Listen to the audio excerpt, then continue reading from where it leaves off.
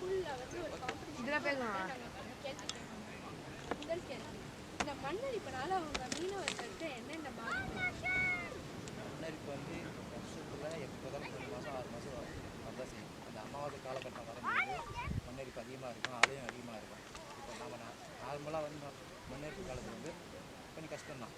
ஏன்னா வந்து நம்ம ஃப்ளாட்டாக இருக்கிற காரைக்கும் மேலே கொஞ்சம் கஷ்டமாக தான் இருக்கும். அப்படி இருந்தாலும் வாழ்வாதாரத்தை கருத்து கொண்டு நாங்கள் எப்பயும் போல போவோம்.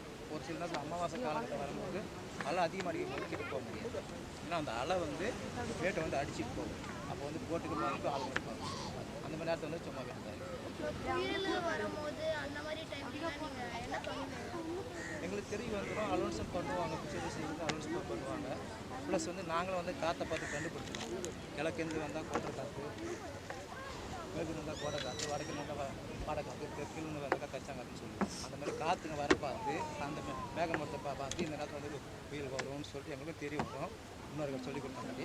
அது மட்டும் இல்லாமல் இப்போ வந்து ஃபிஷரிஸ்ல வந்து அலோன்ஸ் டெய்லியுமே இத்தனை அடி ஆழத்தில் ஆழ வருது, இத்தனை கிலோமீட்டர் ஸ்பீடில் வந்து காற்று வருதுன்னு சொல்லி ஃபிஷரிஸ் வந்து அலோன்ஸ் வந்து எல்லாருக்குமே இருக்கிற அனைத்து மீனவர்களுக்குமே வந்து ஃபிஷரிஸ் ஆஃபீஸ்க்கு வந்து அலோன்ஸ் வருது. டெய்லியுமே ஃபோன் வரும், இத்தனை அடி ஆழம் வரும், இத்தனை அடி அலை வரும், இத்தனை கிலோமீட்டர் ஸ்பீடு காற்று வரும்னு சொல்லிட்டு ஆலைக்கு வந்து போகுது. இப்போ வந்து எங்களுக்கு அது வந்து ஹெல்ப்ஃபுல்லாகவும் இருக்குது.